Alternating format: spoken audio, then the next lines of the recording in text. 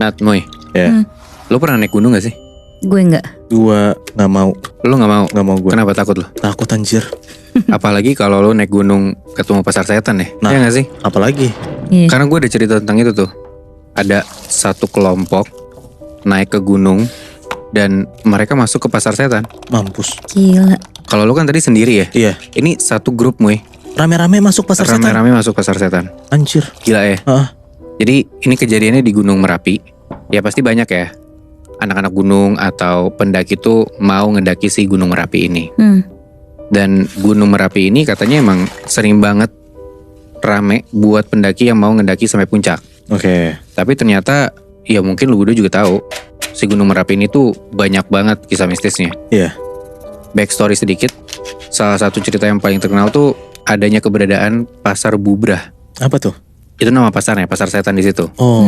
Yang mana ya pasar setan ini tuh sarangnya bangsa lembut. Nah menurut cerita yang beredar, pasar Bubrah tuh selalu rame aktivitas jual beli gitu loh. Tapi pas sore sampai menjelang pagi. Oke. Nah siangnya lokasi ini tuh biasa aja.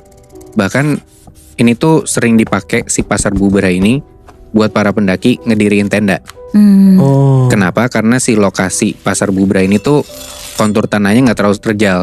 Jadi kayak ya lumayan lapang, jadi lu bisa buka tenda di situ lah intinya. Nah banyak kesaksian dari para pendaki yang emang ngalamin kejadian gak masuk akal di pasar Bubrah ini. Salah satunya yang mau gue ceritain ini nih. Ada satu grup pecinta alam yang mana mereka tuh berlima buat ngedaki Gunung Merapi ini. Dan beberapa anggota dari 5 orang ini tuh ada yang percaya tentang mitos pasar setan ini, tapi ada juga yang gak percaya. Jadi ya setengah-setengah lah. Nah tapi ya percaya nggak percaya ya. Salah satu dari mereka tuh bilang ya nggak ada salahnya juga lu mau percaya atau enggak tentang hal mistis ini, kita waspada aja lah ini gitu. Iya, iya. Nah by the way pasar setan ini setahu gue letaknya tuh deket pos 4 menjelang bibir kawah gitu. Nah satu grup ini sepakat buat berangkat tuh sore dengan perhitungan mereka bakal sampai di pos 3 tuh malam-malam. Oke. Nah nanti pas paginya mereka ngedaki ngelewatin pos 4 itu. Jadi aman lah, maksudnya mereka harap aman lah ngelewatin si pasar Bubrah ini. Iya, iya. Berlima nih, akhirnya mereka berangkat ke Boyolali dan mereka ngedaki dipandu sama pemandu yang direkomendasiin sama dinas pariwisata di situ. Kita sebut aja namanya Pak Sukardi ya. Nah pas pendakian mereka tuh mendekati momen-momen sedekah gunung. Apa tuh? Gimana? Nah gue sebenarnya nggak tahu detailnya si sedekah gunung ini apa, tapi intinya kayak semacam budaya yang asalnya dari kisah alas Mbah Petruk. Nah warga tuh kayak bawa kerbau terus doa-doa untuk minta perlindungan. Intinya gitulah. Oh, tradisi gitu. Tradisi gitu bener si sedekah gunung ini. Oke. Nah intinya ya Pak Kardi tuh bilang gak usah naik dulu karena lagi momen-momen ini nih.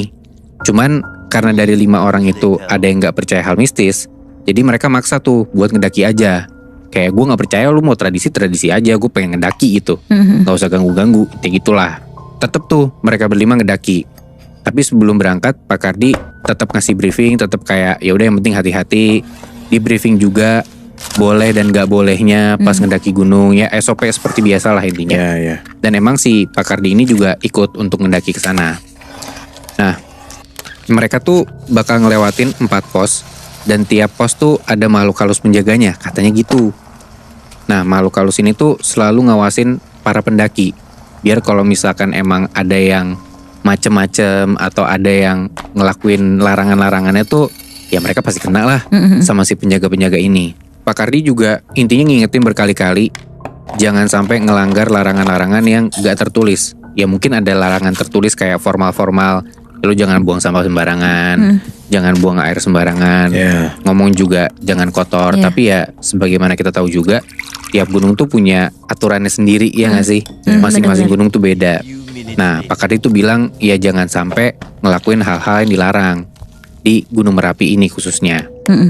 Udah tuh intinya selesai sholat maghrib, mereka mulailah ngedaki Gunung Merapi ini. Semakin ke atas, udara tuh semakin dingin gitu loh Nat, Moy. Suasananya juga makin mencekam, apalagi pas mereka udah ngelewatin pos 3. Nah di situ tuh mereka ngelihat ada satu pohon ninjo. Gue nggak tahu sebenarnya ini pohon kayak gimana, tapi intinya ini pohon ada buahnya juga. Nah di situ tuh udah dikasih tahu sama Pak Kardi, lu jangan makan si buah ninjo itu. Kenapa emangnya? Nah gue nggak tahu, tapi intinya ya nggak boleh lah, itu larangan dari Pak Kardi. Oke. Nah cuman salah satu orang dari anggota kelompok ini tuh nggak percaya hal mistis, jadi kayak dia malah nantangin, malah diambil tuh buah ninjo. Aduh, brengsek Dimakan. lagi. Dimakan sama dia. Aduh. Kita sebut aja yang makan tuh namanya Yosa ya. Si Yosa makan tuh buah ninjo. Terus karena emang rasanya nggak enak, setelah dia makan dikit langsung dimuntahin sama Yosa. Gak lama Yosa tuh tiba-tiba dia duduk. Terus yang lain bingung dong, ini kenapa orang duduk gitu kan. Dan si Yosa ini kayak megang-megangin perutnya gitu loh. Kayak mungkin di perutnya ada yang sakit atau dia salah makan atau apa. Tapi menurut Pak Kardi, kayaknya itu tuh salah satu efek makan buah ninjo itu. Oke. Oh. Nah, gara-gara hal itu, mereka akhirnya mutusin buat, yaudah kita berhenti dulu deh, istirahat dulu, biar Yosa tuh enakan dulu, terus nanti mereka lanjutin lagi tuh ngedakinya. Yaudah, akhirnya mereka cari tempat buat istirahat deket situ, dan si Yosa nih dituntun sama 2 anggota lainnya. Sampai udah kayak lewat tengah malam, mereka tuh udah ngelewatin batu Gajah Mungkur, yang berarti ini tuh udah deket nih sebenarnya sama si tempat yang disebut pasar setan itu, si pasar Bubrah. Nah mereka mutusin buat bangun tenda di situ, istirahat. Maksudnya tuh biar pas nanti lewatin pasar setan tuh di pagi harinya aja ntar, biar lebih aman kan. Ya. Di situ tuh kondisinya kabut belerang tuh makin tebel, dan di tengah-tengah malam itu tuh kedengeran suara-suara persis kalau misalkan kita lagi ada di pasar. Malam-malam tuh. Kayak rame gitu ya. Sayup-sayup orang ngobrol. Tapi sebenarnya kalau lo lihat di situ tuh gak ada orang sama sekali, gak kelihatan apa-apa. Kayak cuman suara-suaranya aja. Dan emang cuman ada grup mereka tuh di daerah situ ya. Mungkin yang pendaki-pendaki lain ada di daerah lain, cuman intinya gak kelihatan lah sama mereka. Tiba-tiba tuh ada suara gamelan-gamelan sayup gitu. Dan abis itu ada 2 orang anggota di dalam si grup ini, itu tuh teriak-teriak sambil nunjuk-nunjuk ke arah depan, tapi nggak tahu maksudnya apa. Nah di situ Pak Kardi inisiatif tuh ngajak semuanya buat duduk dan berdoa aja tuh.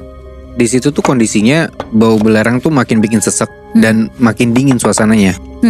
Terus tiba-tiba ada salah satu anggota, kita sebut aja namanya Adi ya. Oke. Dia badannya kayak melayang gitu Nat, Muy. Melayang. Melayang aja tiba-tiba. Tapi jasadnya dia ada di situ lagi duduk Si kan? jasadnya itu yang melayang tiba-tiba. Oh, badannya melayang. Badannya melayang. Mampus. Dan gua nggak tahu gimana ya. Tapi tiba-tiba si Adi ini udah ada di tengah-tengah pasar yang penuh banget sama orang. Wah. Anjing. Dan banyak banget orang di sana. Cuman anehnya nggak ada seorang pun yang bersuara. Jadi kayak lu bayangin nih, ada orang-orang di dalam pasar lagi jual beli, tapi nggak ada suaranya. Tapi rame kan? Tapi rame. Cuman nggak pakai suara sama sekali. Aneh banget. Aneh kan? Jadi kayak cuman ada gerakan-gerakan doang gitu loh. Anjing. Nah Adi tuh ngeliat ke sekelilingnya dia, banyak tuh ada yang jualan, dan salah satunya ada penjual pisang di situ. Adi tuh ngerasa si penjual pisang ini manggil-manggil Adi dari jauh, tapi nggak pakai suara sama sekali. Cuman Adi pun ngerasa kalau kayaknya dia pengen deh buat disamperin gitu. Dan dia juga, si Adi tuh ngerasa kayaknya gue pengen nyamperin si penjual ini deh. Entah kenapa gitu, badannya ngerasa ngajak dia aja. Dia samper lah si penjual ini. Dia beli dan nggak ngomong apa-apa. Entah kenapa kayak dia beli aja gitu. Terus di situ Adi tuh juga ngeliat ada temennya dia di sana, si Yosa yang tadi makan buah ninjo itu. Yosa tuh kelihatan kayak ada di sebuah lapak satu pasar itu. Terus dia ditawarin makanan. Si Yosa beli makanan entah apa, Adi juga nggak ngeliat jelas karena dari jauh. Udah tuh, Adi terus jalan-jalan, dia keliling-keliling, dia ngeliat rame lah pasar ini. Cuman entah kenapa orang-orang di sana tuh transaksi jual belinya kayak pakai bahasa isyarat gitu loh. Aneh kan bentukannya? Aneh banget anjir. Iya. Lama tuh Adi keliling-keliling, terus dia juga pisah sama teman-teman yang lain, kayak cuman sendiri aja. Nah nggak lama, Adi ini ngeliat dari kejauhan kayak ada kereta kencana gitu loh. Jadi kayak ada kuda, terus ada yang ngendarain, terus di dalamnya kayak belakangnya kayak ada kereta kencana gitu. Dan yang ngendarain tuh sosok orang tua pakai jubah dan berjenggot. Oke. Tiba-tiba dia masuk ke dalam pasar itu.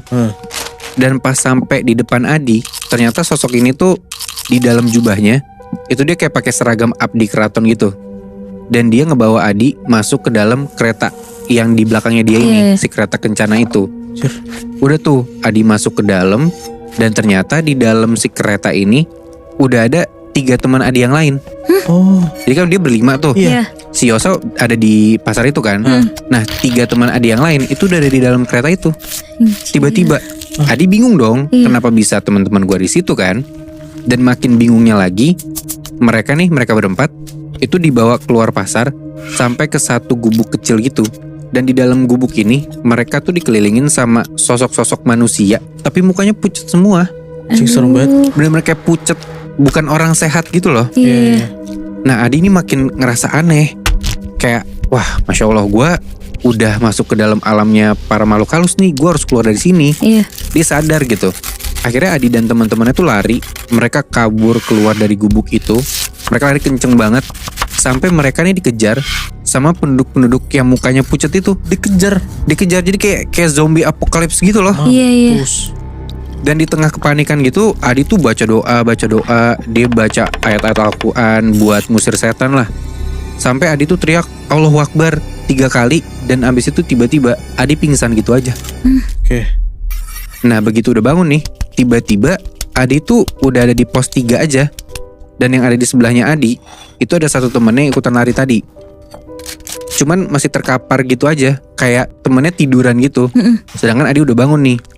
Dan di sekeliling Adi, dia ngeliat ada Pak Kardi dan beberapa tim SAR ada di sekitar dia situ. Adi nanya ke Pak Kardi, "Pak, teman-teman saya lain di mana?" Pak Kardi bilang, "Tuh, 2 teman kamu yang lain tuh ditemuin ada di bawah bibir kawah."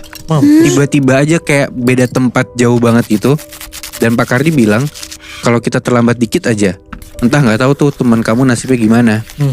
Sedangkan si Yosa itu hilang, masih belum ketemu. Mampus. Waduh. Mungkin karena dia makan buah ninjo itu kali ya. Iya. Dan menurut Pak Kardi, Yosa tuh diambil sama Mbah Kiai Petruk yang nunggu pasar setan itu. Gila. Dan si Yosa ini baru 3 hari kemudian ditemuin sama tim SAR dengan keadaan tuh si Yosa ini lemah banget. Tapi untungnya langsung tuh dia dapat perawatan intens. Anjir. Berarti karena makan buah itu si Yosa jadi kayak dalam tanda kutip ya diselamatin sama orang-orang tuh beda sendiri ya. Iya, dan ya kena batunya itu dia 3 hari diculik atau diilangin gitu loh, Moe. Gila, gue gak kebayang sih. Yang tadi cerita gue kan pindah ke pasar setannya sendiri. Lu rame-rame anjir. Itu dia, makanya parah banget kan. Asli.